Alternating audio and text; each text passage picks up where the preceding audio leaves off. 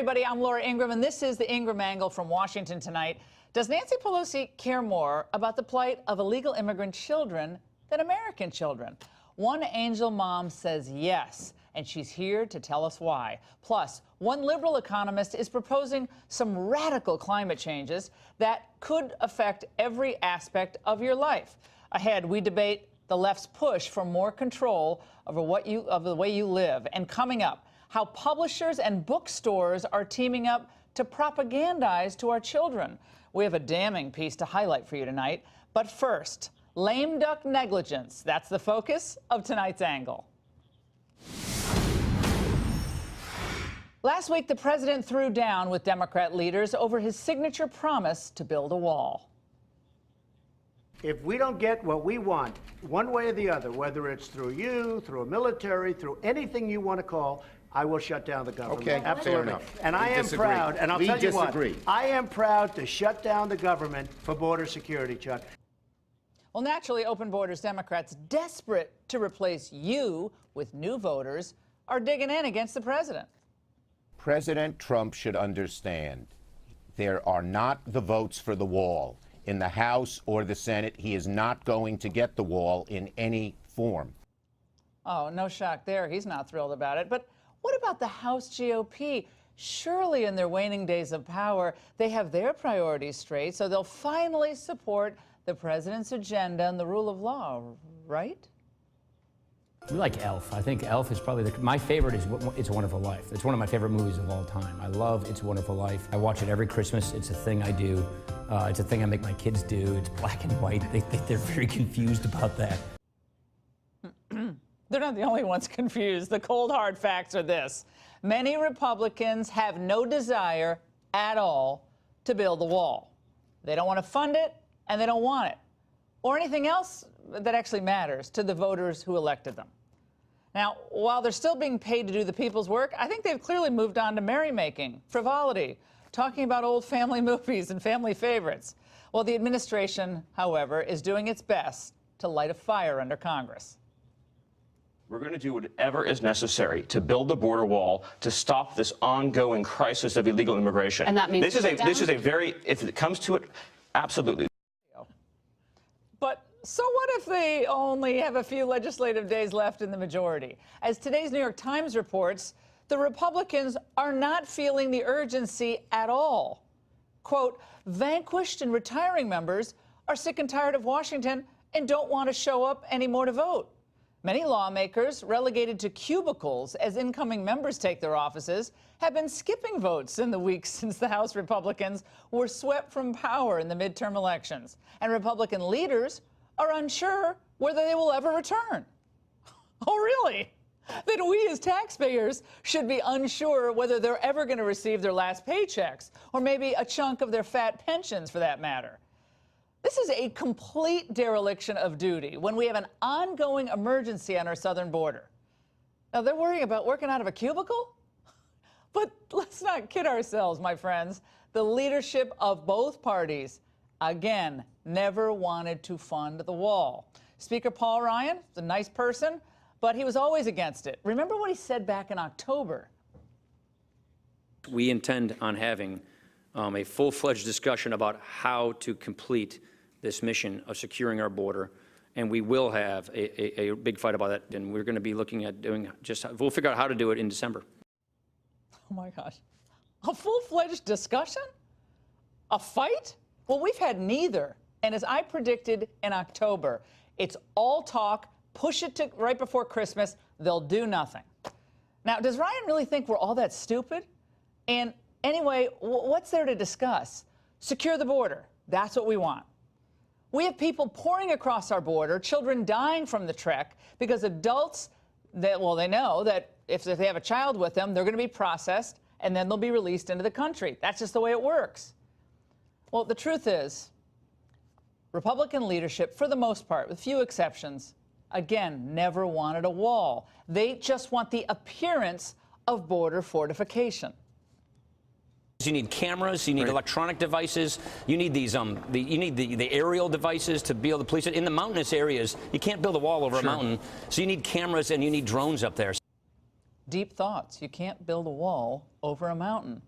Okay, anyone and anytime they start talking about sensors and drones, they're closer to the Schumer position than the Trump position.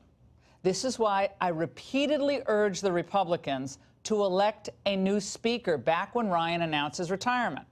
They needed a strong leader who would help enact the president's agenda, not someone more focused on, well, his long goodbye.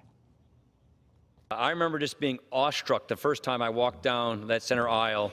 That feeling just never goes away. I still feel it when I walk onto the floor each and every time. Since becoming Speaker of the House, which is not something that we're used to in Wisconsin, I'm the only one who's done that, I appreciate the indulgence of the people I work for who indulged the fact that I had other responsibilities in addition. Okay, well, that's sweet. That was a nice little farewell address, but we shouldn't have to indulge anyone working for us. Paul Ryan is a really kind person, and he's a nice man, and he's smart. And he always called the taxpayers his employers. I like that. So shouldn't we expect, and we the people expect, our employees to work through their last day on the job? If we're in charge, we say work, right? Well, given the lack of initiative in the House and absolutely no direction being given by leadership, you might wonder how the retiring speaker is spending his time. Well, yes, prepare to put on a pair of fuzzy jammies and watch Paul Ryan, the series. A few days after he was sworn into office, I needed to know, what is it that you want to do? The first thing he said was tax reform. Our tax system is punishing all those qualities that make America great. It was political suicide. It was good work. It's what needed to be done. It's just that most members were really uncomfortable about it. I remember the difficulty Paul was having in making that decision. We mapped out a calendar and we saw very quickly, you can't lose a week. We're going to run out of time. It's going to push everything back and we're going to run out of time. Oh, that's good. Fire up the popcorn maker, kids. Come see how Paul Ryan did it. Well, I love how they're worrying about running out of time in that little documentary. Yeah, that we're running out of time. Well, we are running out of time for America. Now, this is my last week on terrestrial radio, and I'm watching a new podcast in January. A lot of you have already heard about it. But my listeners today had this to say about the Republicans' refusal to do what's right at the border. Purposefully incompetent, maliciously incompetent. Political opportunists. Infantile. Call your congressmen, people out there listening. Call them, tell them no matter what to back our president. And those are the nice things they said. Well, you may have to call your congressman, but there are reports that the Republicans are considering a continuing resolution scam where they would fund the government until September with no real money for the wall. Now, the people in the White House cannot allow this. They should not stand for this. Bring on the shutdown. For all the bluster and the worry about a government shutdown, we all should realize one thing. With the exception of tax reform, which frankly could have been a lot better, and VA reform, which was good and needed, the government has essentially been shut down to the will of the American people for 2 years. Does that sound harsh? Well, I'm telling you the way it is, not the way you want it to be. The Republicans were elected to Congress to move the Trump agenda, and in many cases, they have frustrated it. That is a fact. They passed a massive defense spending bill without any offsetting cuts. So much for spending caps. They secured no asylum reform. They did not end chain migration. They failed to produce an infrastructure bill, and they blocked the president's efforts to fully fund his signature promise. And the reason why many of them got into office in the first place, well, it was supposed to be to build the border wall. Republicans are spending time and political capital this week on criminal justice reform, which I generally support. But this was not the reason the American people turned out to vote in 2016. It's also not an emergency, whereas the disaster at the border really is. So whether they're retiring or returning in the new year, Republicans should stay focused and in session through Christmas if necessary to get this wall funded. I know what you're saying. It'll never happen, Laura. It'll never happen. Well, guess what? This is our country. This is what they promised to do implicitly when President Trump was elected. And by the way, this goes for the White House as well. For the retirees, the holidays will be here soon enough. And they're going to have plenty of time to join Paul Ryan. They can binge watch things like It's a Wonderful Life. And even as our political life becomes anything but. And that's the angle.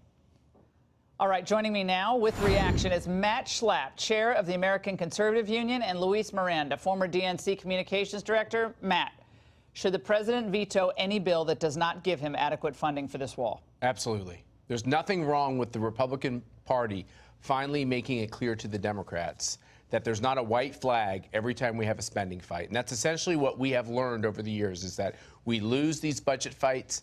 Shutdowns are bad for our party, so we're just going to not fight anymore. And I think that is one of the biggest mistakes that my party has learned. And I'd like the president to stand up and realize that if we don't get it on a funding measure, no other measures pass. Well, I would say, Manuel, here's what happened. The president in, I guess it was April, Matt, correct me if I'm wrong, that he wouldn't do another omnibus. That's right. His instinct was right. His political instinct is so much better. He almost didn't sign it. He almost remember that morning. It Yes. was, and I was like, oh, thank God someone's.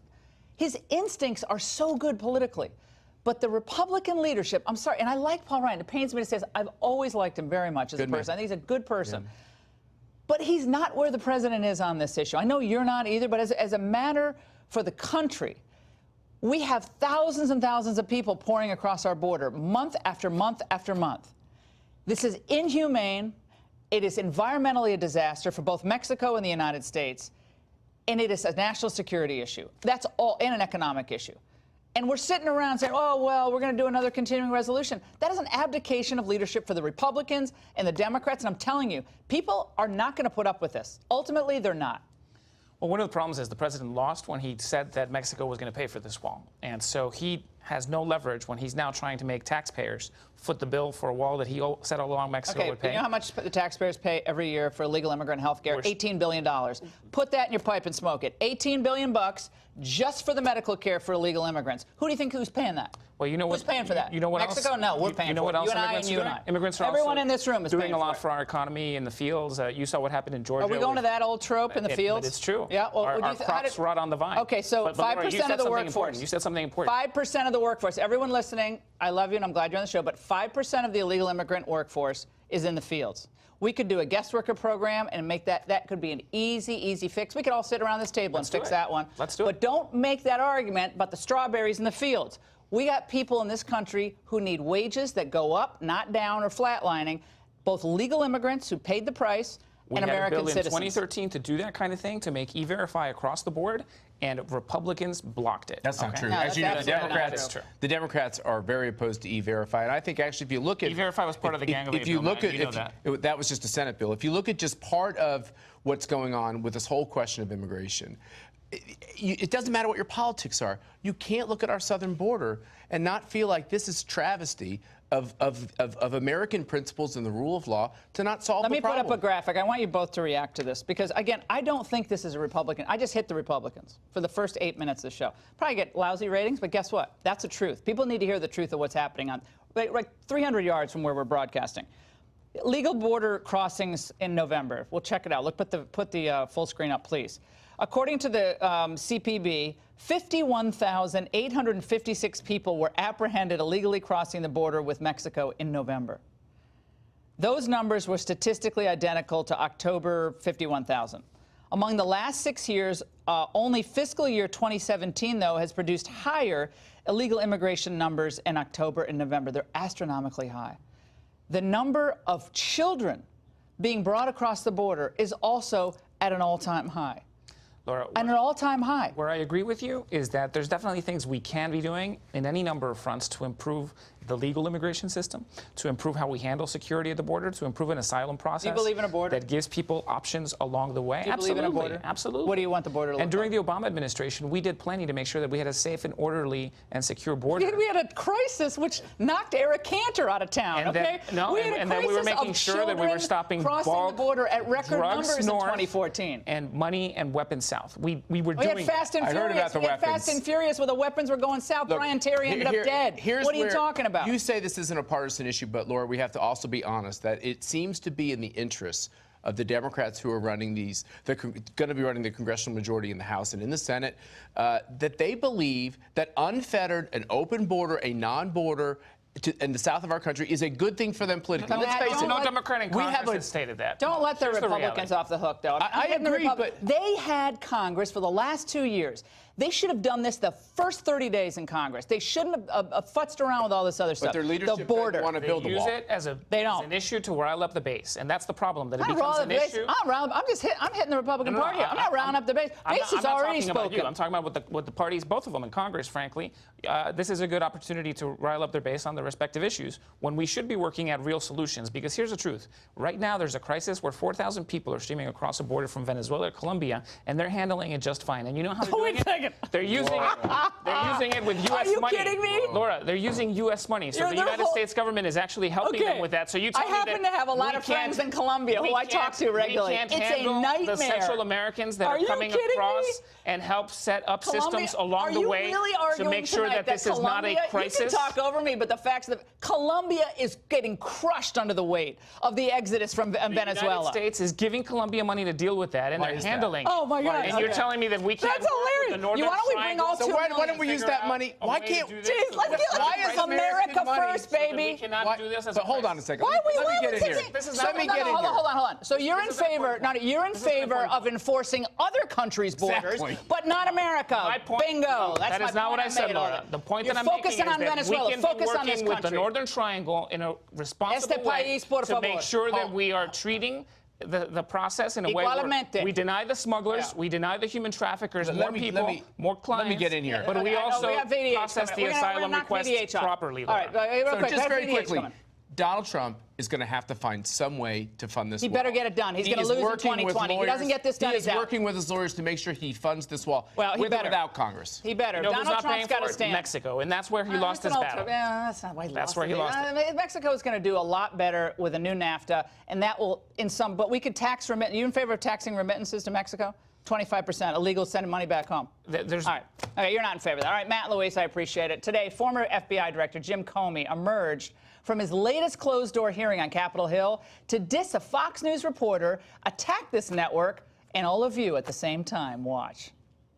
At some point, someone has to stand up, and in the face of fear of Fox News, fear of their base, fear of mean tweets, stand up for the values of this country. Yeah, I have a question from Fox News, in fact. Your handling of the Flynn interview, how is it consistent with the investigation's roadmap for agents, the Domestic Investigations Operations Guide? Entirely consistent, in my view. Director Comey, the FBI's reputation has taken a big hit over the last year. Do you share any of the responsibility for that? No. The FBI's reputation has taken a big hit because the President of the United States, with his acolytes, has lied about it constantly. And in the face of those lies, a whole lot of good people who watch your network believe that nonsense. That's a tragedy. You dumb people, the good people, believe that nonsense. Despite his vertical stature, he came across as incredibly small, addressing our own Catherine Herridge that way. Here to react, Hoover Institute senior fellow Victor Davis Hanson, VDH. What does that exchange tell us about Mr. Comey? You know, I used to think he was a tragic figure, but he's becoming a comic figure. We know that he misled the Congress 245 times. I don't remember. I don't know if you and I did that or your viewers did that with IRS agents, we'd be in jail. He bragged on television or in an interview that he was able to step around the special counsel and get Michael Flynn to have an interview without an attorney, and then there was sort of a perjury trap. And this all comes on top. Remember, Laura, that in the email, the Hillary Clinton email investigations, the Inspector General said he conflated being an investigator and a prosecutor. He changed language of gross negligence so that Hillary Clinton would not be subject to criminal exposure. He wrote the conclusion before he'd even interviewed her. He took out the word investigation on the prompt of Loretta Lynn. We go to the FISA warrants. There he is again. He didn't tell the FISA judge that the dossier was a product of Hillary Clinton's opposition research. He didn't tell them. But how about the condescending stuff, Victor? How about the condescending, little condescending? He has such a condescending air about him. Well, you're good viewers. Yeah, I think that's nonsense. Oh, just dismissive. No, get out. I find him so tedious. I can't believe his FBI director. No, I think he's a comic figure. That's why I said, because he quotes Reinhold Niebuhr when he tweets. He's a professor of ethical leadership. Yeah. He wrote a book called The Higher Truth. And instead of all this, as I said, instead of all this self-righteousness, we want self-introspection to see if he can square that circle of posing as this moral arbiter of everybody else's ethics. And yet he has been the most unethical FBI director in the history of the agency and has done more harm by not telling the truth and warping these investigations for political purposes by his own admission in some cases, when he said, I sort of massaged things because I knew that Hillary Clinton would be the likely winner of the presidential election. So there's this disconnect between Comey, the moralist, and the amoral behavior you know what's hilarious, of the FBI. VDH, is 12 to watch FBI agents have been reassigned or fired or retired under his these tenure. other cables today. I flip around when I'm getting and working on the angle. I'm flipping around, and they hang on his every word. I mean, Wolf Blitzer and those videos, there's like every time Comey comes out, it's like the Bobby Soxers and Sinatra. It's like, oh, Comey comes out. Like, oh my God! Have you been following the news on this subject over the last several months or last year? It's ridiculous. Yeah, it is. And I mean, even his deputy, Andrew McCabe, says that he didn't leak. Comey says, yes, you did. And he said, no, you leaked. And then we were told that McCabe says the dossier was really important. Comey says, no, the dossier was not important. And it's just this constant conflict of truth and by the author of A Higher Loyalty that really bothers Americans. And I think he should just stop the obsession with Donald Trump and really read Reinhold Niebuhr and then self-reflect and get rid of the sanctimoniousness. VDH is coming on radio with me, though, this week. All right, Victor, thanks so much. Nancy Pelosi says we have a moral responsibility to take care of migrant children. Fair enough. And we do once they're here. But where's she been when all those American children were being harmed by illegals? Up next. After the tragic death of a 7-year-old Guatemalan girl in Border Patrol custody, Democrats were quick to blame the administration.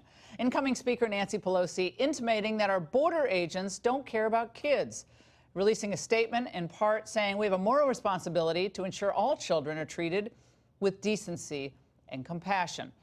So what about American children who are criminally brutalized by illegals? Consider Madison Wells, a 16-year-old girl in New Jersey, allegedly stabbed to death by Brian Cordero Castro, an illegal immigrant from Guatemala.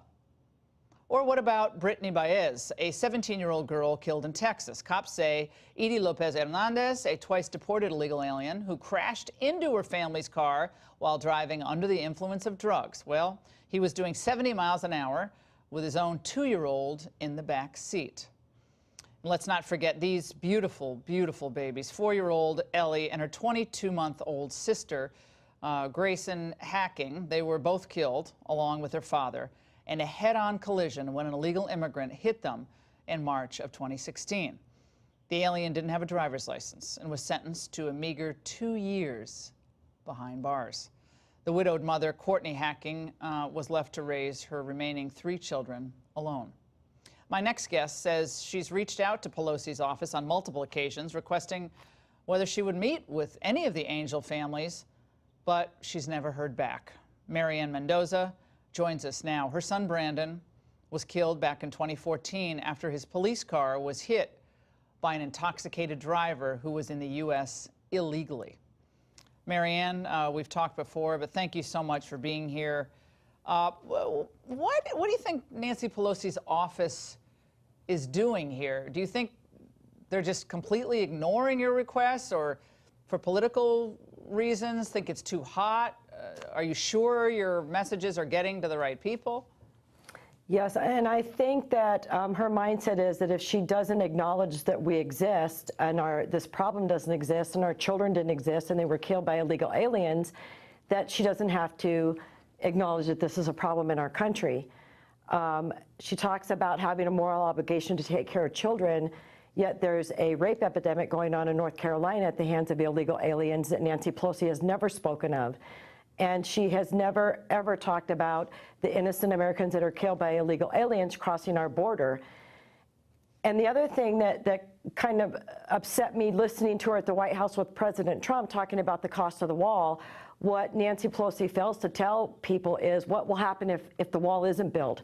We're already spending $136 billion a year supporting illegal aliens in our country, and that number is going to continue growing and be a burden on American taxpayers until the wall is built and this flow of illegal criminals is stopped. Well, Marianne, we also have reached out to Nancy Pelosi's office. I actually would like to talk to her about this. We don't get any response either. I mean, that's how they operate. They pretend the American people who care about this issue, the angel families who care about this issue, obviously tragic losses. They don't. I think that's a great insight. If you pretend it doesn't exist, maybe it's not really true, or you won't have to confront reality. I mean, we all kind of do that in our lives. We have a avoidance. You know, there are a lot of people who just avoid the truth and reality. It's kind of a human tendency. But when we're talking about lives, actual American people and legal immigrants who have been brutalized, families left with no one to help raise children. Again, if you're going to emote, and this is a horrible case of what happened to this poor little girl. It's not her fault. It's the politicians won't secure the wall and the father who brings her on the trek. But if you're going to emote about that, that's okay. But at least show some emotion about the Americans. Right, the very people who elected her into office. And another thing I'd like to ask Nancy is, would the cost to fix a gate that is broken, the fence surrounding your house, would the cost of that mean anything to you, Nancy, if it meant protecting your family?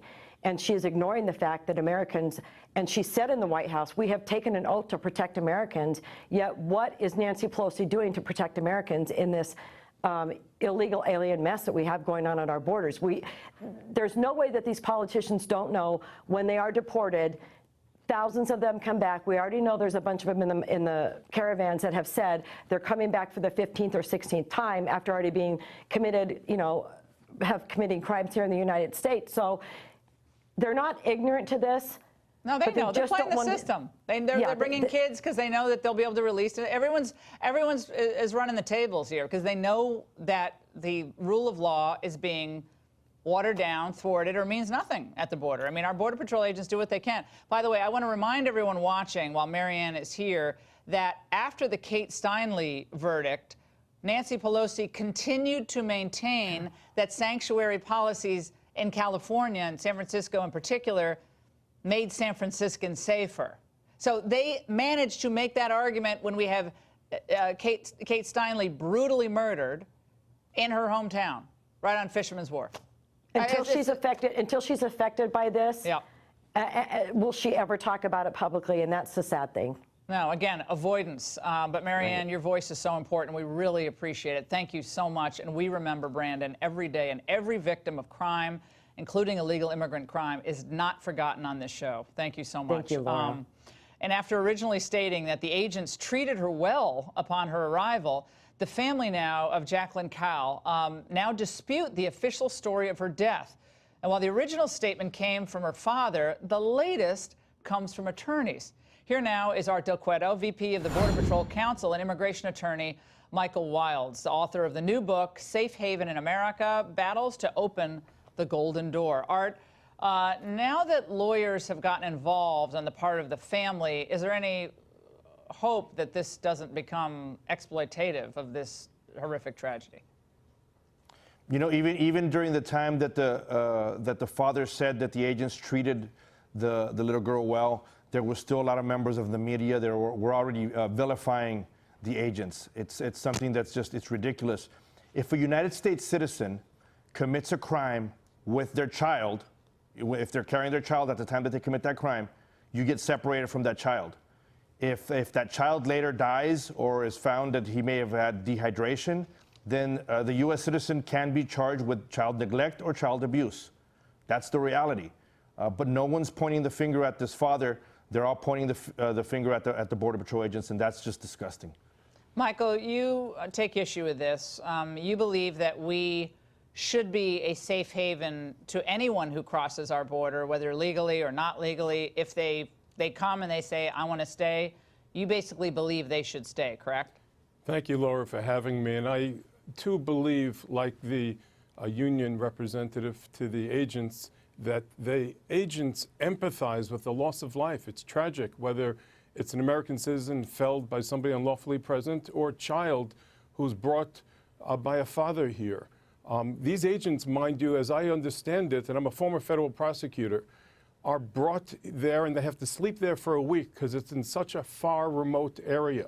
My only issue is that there are no protocols in place to actually have the medical needs that are needed. And we need to disincentivize fathers and mothers to bring children into this dangerous terrain. And why aren't, let me, if I can, just in a moment on safe haven. When you leave Guatemala, Honduras, and Mexico, you're safe. Excuse me, when you leave Guatemala, Honduras, and El Salvador, you're safe now in Mexico. The dash for the American border is an economic dash, and it's facilitated by Mexico. Well, and the fact that children are now dying on the way is a collateral damage that is not acceptable. Well, it's not acceptable, nor is it acceptable that we have hundreds of people, including children, gunned down in Chicago every year, or in Baltimore, or in any other American city. We got a lot of problems in this country that we have to deal with, that President Trump wants to deal with, and all of us want to deal with. This is horrible. But this, and what I have a problem is with lawyers come in, and believe me, I'm a lawyer, I was a defense attorney, I know how the whole game operates, but the lawyers come in, they think they're going to score a big victory, whether it's a political victory, Art Del Cueto, or it's a monetary victory. And they think they can get, treble damages or some type of settlement from the U.S. government to make this go away. I don't think it would happen. But the idea that they're going to get at the truth is this border is too porous because politicians won't do their job in Washington. Won't do it. They won't give the president the wall. They'll call it a fence. They won't call it a wall, and they won't really want to build it. And so these people come here, and it creates a horrific situation that the American taxpayers are left to clean up or pay for or subsidize. A lot of people in the United States aren't getting health care, Art. Laura, there's definitely areas where we definitely need this wall. There's areas that are very porous, and there's strategic locations where we need it. There's a lot of other things we need. But the wall is a huge start, and we need to get it funded. I mean, that's the reality. And you see these people that are continue to cross illegally. If this individual was truly seeking asylum, why didn't he do it at a port of entry? Yeah. Why didn't he do it at the embassy? Thank you so much. And up next, another suggested power grab from the left. Stay there. When it comes to most policies, the left wants to exert as much control over your daily life as possible. We'll take the latest suggestion for new Democrats in Congress. Joe Biden's former economist, Jared Bernstein, writes in today's Washington Post that the solution to climate change is brand new carbon taxes and government incentives for alternatives. Joining me now to debate this is Brad Johnson, co-founder of Climate Hawks Vote, as well as Mark Morano, founder of Climate Depot and author of the Politically Incorrect Guide to Climate Change. All right, Brad, America's actually lowered, I think, our carbon emissions under Trump, so why should Americans sacrifice our way of life for these new carbon taxes? Actually, my understanding is that carbon emissions have gone up pretty significantly in the last few years, and a lot of what we've seen in I don't think so. Not in the last 12 months. We can go. The last 12 months? Your viewers can go and check out at EIA.gov, the Energy Information Administration, which has those numbers. Greenhouse gas emissions have gone down 2.7% in the last 12 months. Well, we can go to the record and check. Okay, so answer the question. If we accept the premise of the question, the reason to act on climate change is because of the harms that it's causing to Americans in the world already today. Are you going to cite the phony 97% of all scientists? Oh, no, I was going to talk about... Okay, because that's been debunked. I was going to talk about... Everyone trots that out, like, oh my God, 97%. Then all of a sudden you dig into it, you can unpack that in like 4 different ways, and it's completely phony, but go ahead. No, I was going to talk more about what we've seen in Puerto Rico and in California and all across the country and the world, where we're seeing billion-dollar climate disasters on the rise, and this is real American suffering. None of that. I mean, I'm a conservationist, and I'm a real outdoors person, so I cherish the environment, and I don't think we should abuse it. I think we should have a balanced approach to our life, really. I cry when barns are torn down. I'm really pathetic on this stuff. So my problem, though, is when you say, well, this happens, you make a connection from point A to point B with very little evidence when it comes to wildfires. We have people living in areas that they never lived before, an incredibly remote terrain, and I've been to some of the parts of they're beautiful, But for someone who believes in animals and wildlife, I mean, maybe that's where the animals and wildlife have to be, and probably not in these remote canyons that have always been dry. Yeah, I mean, the fundamental reality about whether we're talking about wildfires or floods is that these are human disasters. They're human-made disasters that are caused by human decisions. Which meteorological events aren't human-made? A regular rainstorm? No, I'm talking about the cost to life and property. Those are human decisions, the decisions that we make of where to build, what kinds of building materials we use, but also the pollution that we put into the atmosphere. And collectively, as a society, we've made the decision to pump billions of tons of greenhouse gases into the atmosphere. So do you think we should basically immediately, go to 50%? I mean, some of the more radicals are like cut by 50%. Keep it in the ground. Some of them don't. Yeah, like stay in the ground. Well, I mean, it really is. Should be a decision for the American people and for the world. Well, they're rejecting it in France, correct? I mean, they're rejecting the big push. They're rejecting it in France. It's spreading across Europe. Brazil's new government, as the foreign minister called it, a Marxist hoax. Canada has a carbon tax rebellion.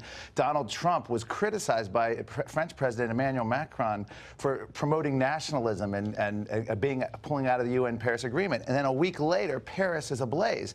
What Brad tries, he tries to call it poison weather. You can look at everything he just mentioned, wildfires, droughts, hurricanes, on every climate timescale, 50 years and beyond, they're either no trend or declining. That's how you look at the science. You don't look at it. California had much worse droughts in previous centuries. Global drought is showing no trends. And this is even buried in the UN reports. They can't even hype that kind of But then you nonsense. see the icebergs and big pieces of ice coming off. Then you see the polar bear really lonely on a piece of ice.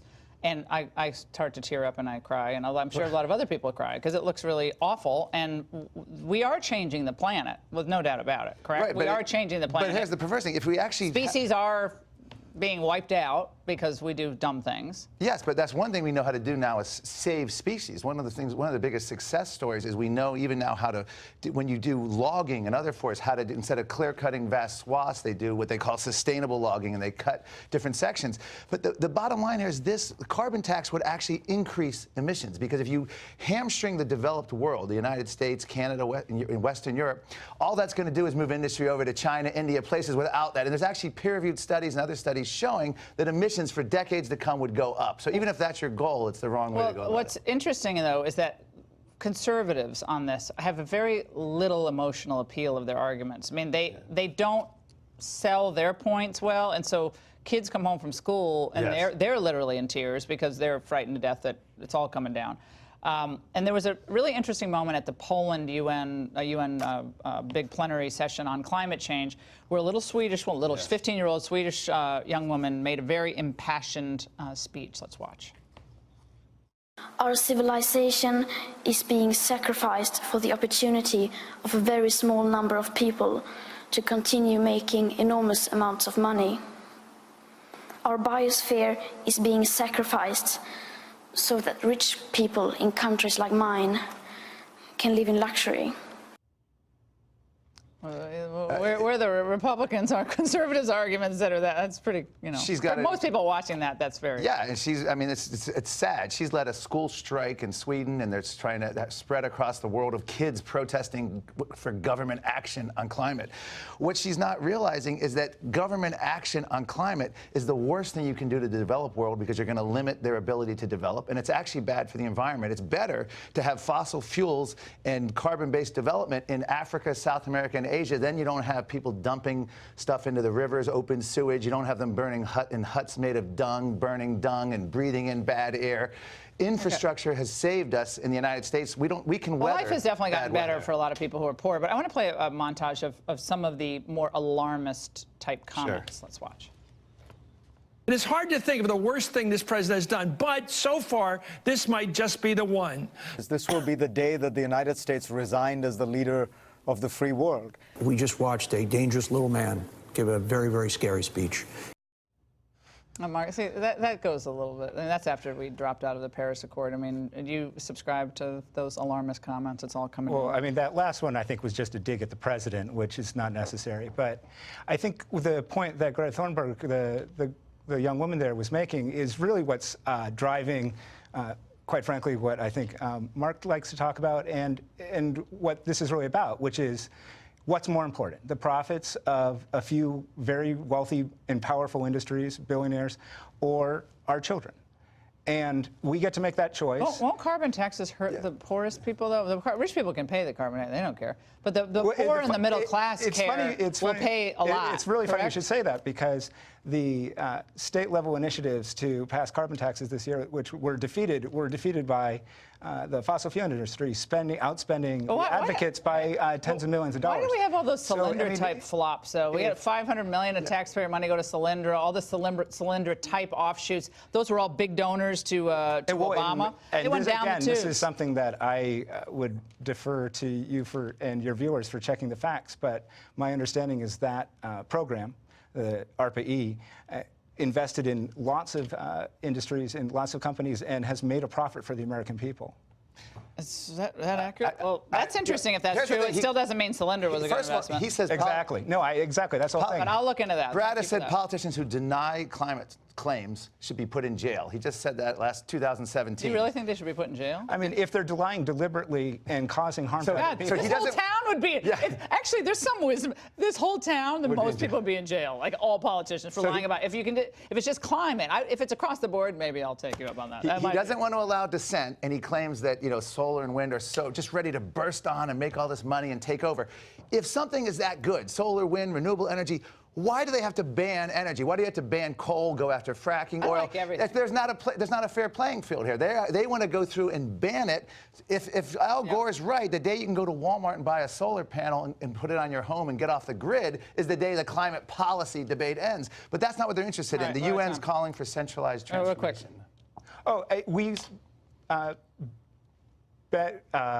We burned through hundreds of billions of tons of fossil fuels. And the United States has benefited greatly from it. I have, all of us have. But it comes at a cost. And that pollution, and now we're paying the piper for that. I don't know what the cost is. We'll end on that. Thank you so much, both of you. And coming up, before you run out to grab those last-minute stocking stuffer books for your kids or your grandkids, a propaganda warning next.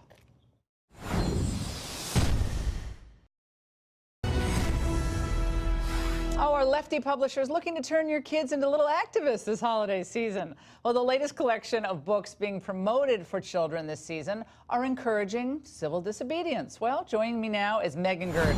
She's a Wall Street Journal children's book critic and the author of the fabulous and forthcoming book, The Enchanted Hour, all about the benefits of reading to your children. I love your book. I can't wait to have you. I'm going to have you on the podcast longer, but I can't wait. It's almost going to come out.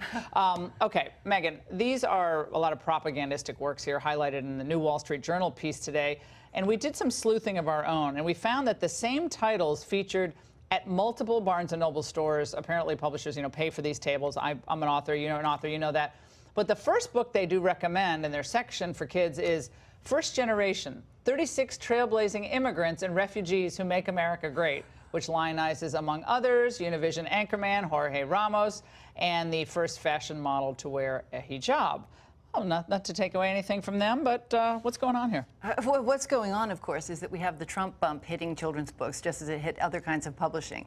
And so there has been, in the last 2 years, just an enormous outpouring of hysteria, vitriol, the same sort of thing that we're seeing in the news, we're seeing coming through children's books. Are they selling? Do these books sell? Yeah, I don't think they're selling that. And I think actually that's the part that I think is important for parents to keep in mind with this kind of thing. I mean, essentially, if you're into the resistance movement, this is your cup of tea. If you're not into the resistance movement, avoid the books that say resistance, activism, etc. in the title. But these books have a vulnerability, I think, and that is that the general thing is that they're so boring. It's really boring. I mean, political propaganda does not open the mind or lift the spirit exactly. It's inculcating a kind of, dissatisfaction and rage. And this is true even in books for really young children. I mean, how much fun is that? Not much. I also want to get your take on the next book that they recommend. It's called We Rise, We Resist, We Raise Our Voices. It's a 96-page collection of poems, letters, and essays by several famous children's writers. It includes a story about a boy who was arrested by ICE agents at school. The antagonists, white classmates wearing MAGA hats. Yeah, actually, I wrote about that when it came out in August, and that is exactly the scene that really struck me as well. I mean, most of the books that are talking about resistance, talking about the anger that children should be feeling about the state of the world, most of them are a little shadowy about who exactly is being resisted. That book was very specific in that. But it's like usually in the old movies, it was like the Soviets. Now this is like the Trump people. Well, like this. Also it's just sort of the shadowy forces of big business. Retrograde, yeah. Now, why do you think it's like Sonia Sotomayor, Christian Gillibrand, and Amy Klobuchar, they're all given book contracts? Oh, let's see. What do they all have in common? Okay, that's a leading question. So why aren't there picture books then? There's all these RBG. Endless RBG. Endless. Well, where was the Sandra Day O'Connor? She was the first female justice on the court. Yeah, it's a very good question. I mean, one will look almost in vain for any, let's say, conservative heroines. Every now and then, there will be a nod towards Condoleezza Rice, let's say. But there's a book I was just looking at. I think it's just coming out, and I've forgotten the title, but it's probably Rise or Resist or something. And there was an entry for Margaret Thatcher, a great heroine to many people on the right. And it was specifically to point out what a dreadful woman she was. Okay, well, good. Now that we got that straight, Megan Gurdon, this is wild. I mean, I want to talk on the podcast. We have to do a whole hour on this because parents don't understand. Number one, how important it is to read classic literature to your kids. They remember it. My kids do, and I know your wonderful kids do and did. But also your book.